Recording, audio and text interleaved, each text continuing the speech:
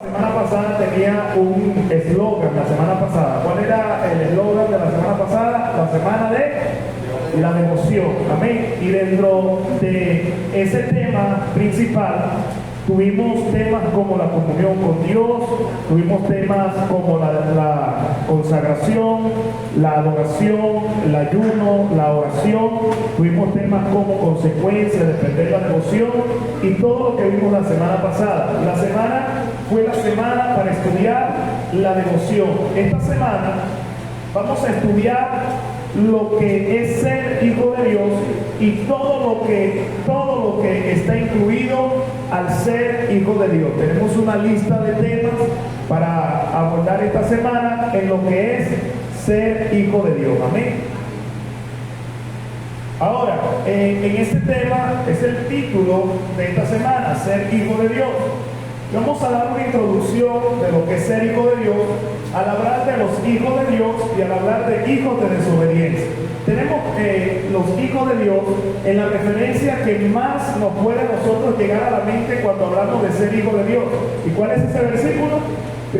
Juan capítulo 1, versículo 11 y 12. Creo que todos lo sabemos. Sin embargo, lo coloqué allí para leerlo. Dice, a los suyos vino y los suyos no le recibieron. El versículo 11 describe la propiedad de Dios y luego describe a los propietarios. Y dice, a los suyos, en singular, a los suyos se refiere a la heredad de Dios, a Israel, se refiere al pueblo de Dios. Y luego habla el versículo de los que están incluidos en lo suyo. Y es por eso que lo segundo que dice es que, y los suyos, en plural, no le recibieron. De tal manera que se refiere a Israel y al pueblo de Israel. Pero el versículo 12 dice, mas a todos los que le recibieron, a los que creen en su nombre, les dio potestad de ser hechos hijos de Dios. Dos condiciones describe el apóstol Juan para tener la potestad de ser hechos hijos de Dios. Una es recibirle, otra es creer en su nombre. Cuando habla de estas dos características, el apóstol Juan habla de la recepción, es decir, la aceptación, pero luego dice, los que creen en su nombre, habla de la fe o de la permanencia después de haberle recibido, y dice que les da la potestad de ser hechos hijos de Dios. Vamos a avanzar a la siguiente lámina, porque vamos a ver lo que es tener potestad. Potestad es una palabra griega exousia. Y esta palabra griega, exousia, potestad, habla sobre privilegios. La persona que tiene potestad tiene privilegios, pero también habla de una influencia delegada. Una persona que tiene potestad es porque le ha sido delegada una influencia, un poder, una autoridad. Y esta influencia delegada consiste en tener autoridad, en tener derecho, en ser dueño o tener la jurisdicción, como por ejemplo cuando en un estado se tiene la potestad. En Estados Unidos es más común ese ejemplo, que hay estados que tienen la jurisdicción de hacer alguna cosa dependiendo las leyes de ese estado, que en otros estados no tienen esa jurisdicción. Hay una película, pero no recuerdo el nombre, pero es de uno de los negritos de Hollywood que es gracioso, que él es policía y se roba un diamante y lo esconde en una agencia de policía, que luego se convierte en una agencia de policía, y entonces en la película todo él descubre que ahora es una agencia de policía donde está el diamante, y él quiere el diamante y se mete a policía para buscar el diamante, se lleva el diamante y lo descubre, y cuando lo descubre él está en frontera entre Estados Unidos y México, y cuando él pasa la línea hacia México ya escapa de la jurisdicción de la justicia norteamericana en ese estado. Y eso es jurisdicción, es cuando alguien tiene un poder, una autoridad en una determinada área. También habla sobre libertad, que cuando tiene la potestad, tiene la libertad en lo que va a delegar, en lo que va a hacer, tiene poder, potencia y potestad. Para nosotros, la palabra potestad nos dice el apóstol Juan que el Señor nos dio potestad, es decir, que nos dio, número uno, el privilegio de compartir el título que solamente él poseía. Juan capítulo 3 versículo 16 que dice: de tal manera amó Dios al mundo que ha dado a su Hijo unigénito. Esa palabra unigénito es sinónimo de único, exclusivo.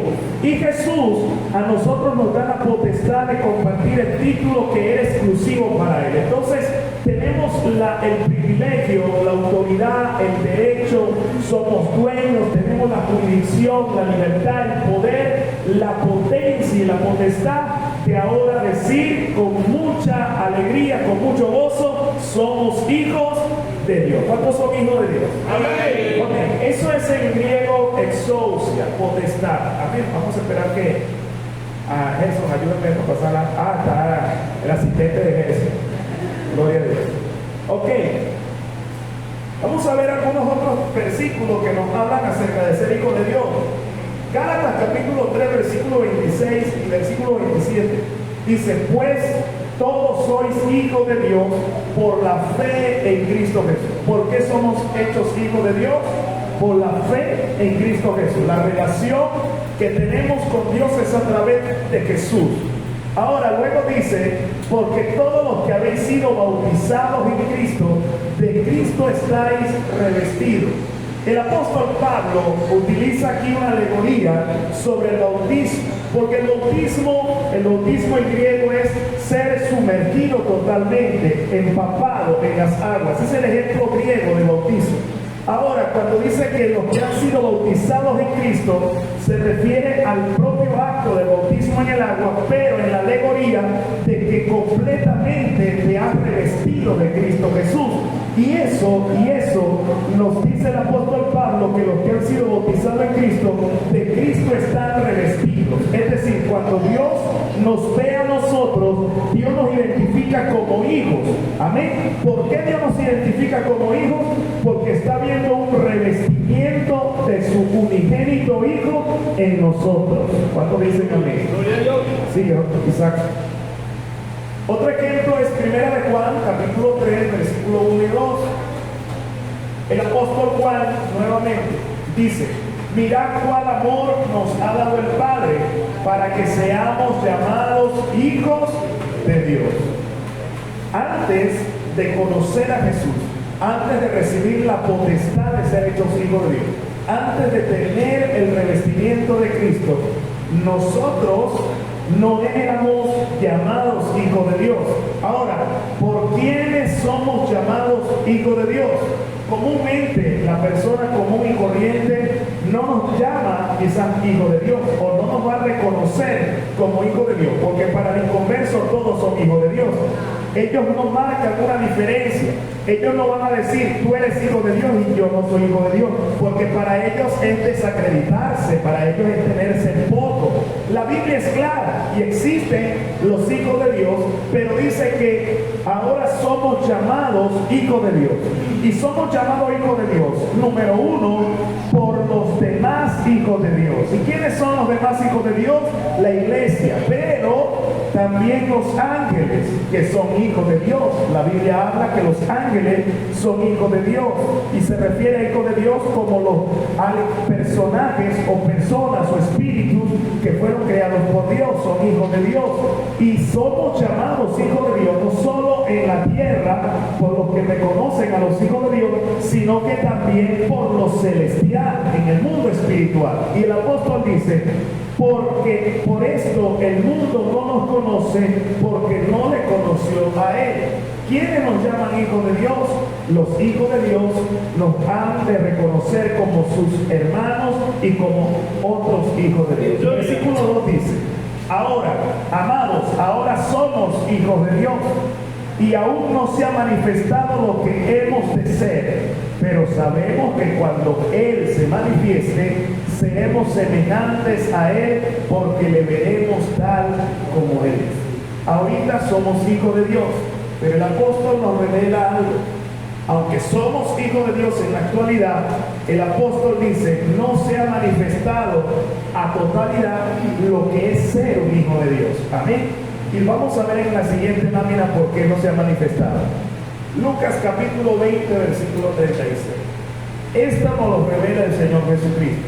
Dice, porque no pueden ya más morir, pues son iguales a los ángeles y son hijos de Dios al ser hijos de la resurrección. La eternidad, en la eternidad se va a manifestar la esencia de ser hijo de Dios. Eso incluye ser inmortal. Ser inmortal, pues ya no podremos morir. En este contexto de Lucas capítulo 20, versículo 36, el Señor está hablando acerca de la resurrección, y cuando le preguntaron al Señor Jesús, una mujer que se casó y su esposo se murió, el esposo tenía 7 hermanos y vinieron cada uno de los 7 hermanos correspondiente a la ley y se casó con la mujer, murió el otro, vino el otro y así, y le preguntaron quién en la eternidad, después de la resurrección, sería el esposo de aquella mujer, y el Señor le responde esto, que ellos ignoraban el poder de las Escrituras, el poder de Dios, y les revela que los hijos de Dios no van a morir más, serán semejantes a los ángeles. Amén.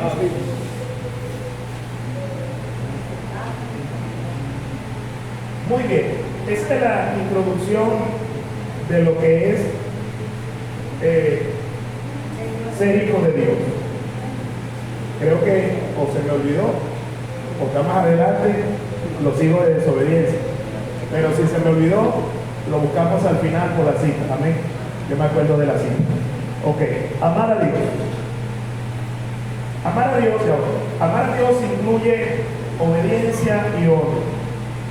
¿Por qué? Porque en la naturaleza de amar a Dios, como vamos a ver en esta noche, en la naturaleza de amar a Dios, se ama a Dios a través de la obediencia a los mandamientos de Dios. Amén. Y la obediencia a Dios es una honra que se le da a Dios. Entonces, por eso amar a Dios incluye obediencia a Dios. Vamos a seguir la siguiente lámina. Ok, amar a Dios. Pues este es el amor a Dios, que guardemos sus mandamientos, y sus mandamientos no son gravosos. Esta cita fue la cita con que empezamos esta noche.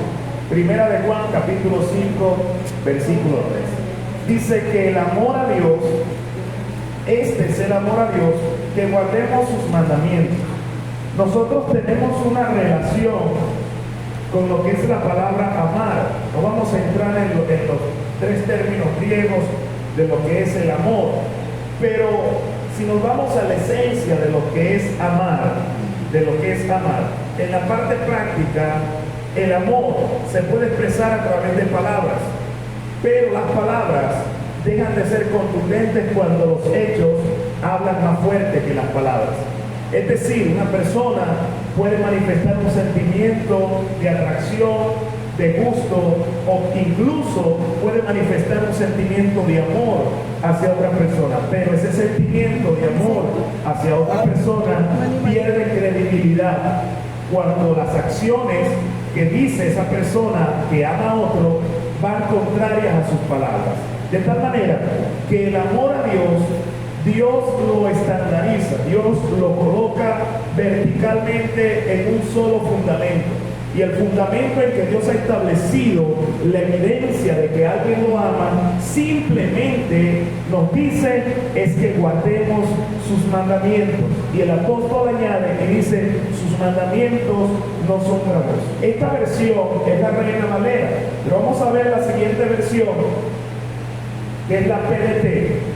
Y dice, ¿cómo demostramos el amor a Dios? Lo demostramos obedeciendo sus mandamientos, y sus mandamientos no son difíciles de obedecer.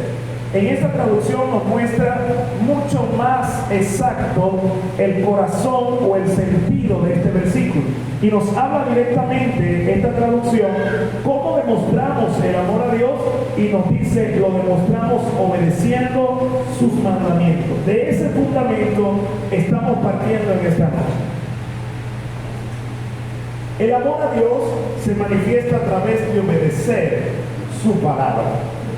Dios no reconoce el amor hacia Él mediante la simple acción de decirle que le amamos.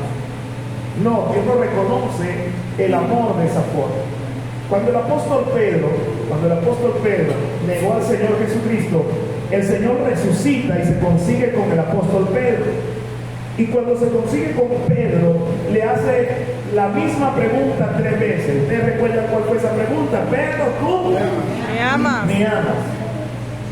Y Pedro responde, sí Señor, yo te amo. Y Jesús, cuando Pedro le dice, sí Señor, yo te amo, ¿qué hace Jesús con la respuesta de Pedro? ¿Qué hace? Le dice algo antes de volverle a preguntar. Le dice, apacienta mis ovejas. En otras palabras, Pedro le está diciendo a Jesús, yo te amo. Jesús le está diciendo, demuéstrame. Obedece a lo que yo te mandé. Haz lo que yo te mandé. Cumple tu ministerio. Cumple la palabra que yo te di. Ve y apacienta mis ovejas. Pedro, ¿tú me amas? Pedro responde, sí, yo te amo. Y luego el Señor le dice, apacienta mis corderos. Y Pedro entonces está recibiendo con cada respuesta de amor que le está dando el Señor, Pedro está recibiendo mandamientos. Porque en la figura del amor hacia nuestro Señor Jesucristo, Él lo configuró en que se manifiesta a través de la obediencia. No puede existir para Él una demostración de amor si no está dentro de la obediencia a su palabra. Y la tercera vez le pregunta, Pedro, ¿me amas? Y Pedro responde, Señor, tú lo sabes todo, tú sabes que yo te amo. Y el Señor le dice, pastorea mis ovejas. En cada una de las respuestas de amor que Pedro le da al Señor, el Señor le da un mandamiento y le da una encomienda. De tal manera que el amor a Dios se manifiesta a través de obedecer su palabra, de obedecer su palabra. Y es aquí donde en esta noche debemos centrar la atención a este estudio, en amar a Dios. Pero en amar a Dios va a comenzar a hacerse manifiesto en mi vida en el momento en que yo me autoexamino. Yo examino mi vida, examino mis caminos para reconocer si le estoy manifestando realmente un amor a Dios a través de mi obediencia a su palabra. Amén. ¿Cómo se llama la otra lámina? En las palabras de Jesús, estos versículos que reseñé en la lámina son los versículos o uno de los versículos más conocidos por toda la comunidad cristiana, por todos nosotros, que es Juan 14:21. Dice, el que tiene mis mandamientos y los guarda, ese es el que me ama. Está diciéndolo Jesús. Luego dice, y el que me ama será amado por mi Padre, y yo le amaré y me manifestaré a él. El amor al Señor no solamente trae una demanda o una exigencia. Vemos que el Señor también denota una recompensa por amarle a él. Cada vez que nosotros obedecemos a sus mandamientos y guardamos su palabra, no solo estamos acumulando la demostración de amor a Dios a través de la obediencia, sino que estamos ganando una recompensa y un galardón, porque el Señor se va a manifestar en nuestra vida. En Juan 14:23, más adelante, el Señor dice, respondió Jesús y le dijo, el que me ama, mi palabra guardará, y mi Padre le amará, y vendremos a él y haremos morada con él. ¿Por qué el Señor responde esta palabra? Porque uno de sus apóstoles en el versículo 22, que no lo coloqué, pero es el contexto, uno de sus apóstoles le pregunta, ¿cómo te manifestarás a nosotros? ¿Cómo sabremos que tú te manifestarás a nosotros? Y el Señor le da la respuesta, dándole la seguridad, el que me ama, mi palabra guardará, y mi Padre le amará, y vendremos a él y haremos morada con él. El Señor le está dando una respuesta de convicción y seguridad. Le está diciendo, tú no debes preocuparte cómo va a suceder. Tú no debes preocuparte en qué momento va a suceder. Lo que debe interesarnos es que al guardar la palabra de Dios, de un momento a otro, de repente Dios se nos va a manifestar en nuestra vida. Y esos son, aleluya, resultados o consecuencias de la obediencia al Señor.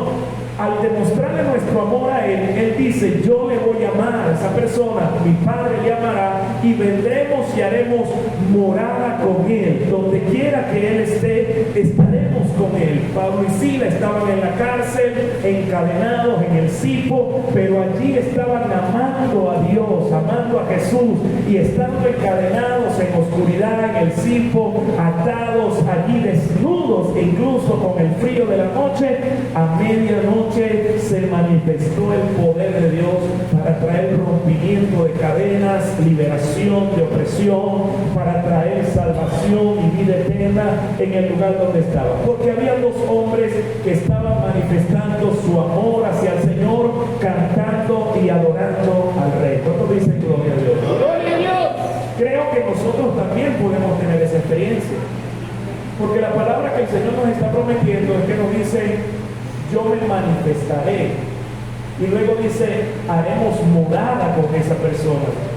La morada de Dios está contigo en el nivel de tu amor hacia Él.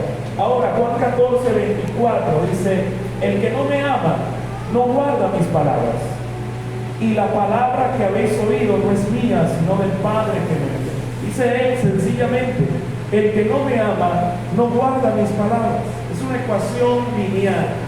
Y Jesús dice, no guardar mi palabra es igual a no amarme. Así de sencillo. No guardar mi palabra es igual a no amarme. Podemos decir, Señor, tú sabes que te amo. Podemos llorar con los mocos afuera. Aleluya. Podemos derramarnos al piso. Pero en el momento de guardar la palabra del Señor, es allí donde esa acción vale mucho más que cualquier palabra. Capítulo 16 de Juan, versículo 27. Jesús dice, pues el Padre mismo os ama, porque vosotros me habéis amado y habéis creído que yo salí de Dios. El Señor dice, pues el Padre mismo os ama. En el contexto de esta palabra, en el versículo 26, el Señor dice, para que todo lo que pidan en mi nombre, yo lo haré. Y el Señor dice luego, y no será necesario que yo lo haga, sino que el Padre mismo los ama a ustedes. Amén. El Señor está diciendo, hay un privilegio, y es que Dios ya los conoce por la obediencia que ustedes han tenido. Y es por eso que dice, el Padre mismo os ama. ¿Qué debemos hacer para que el Padre nos ame? El Señor lo revela en los versículos que ya leímos, y es amar a Cristo. Y para amar a Cristo hay que guardar su palabra. No es sencillo. Vamos a seguir.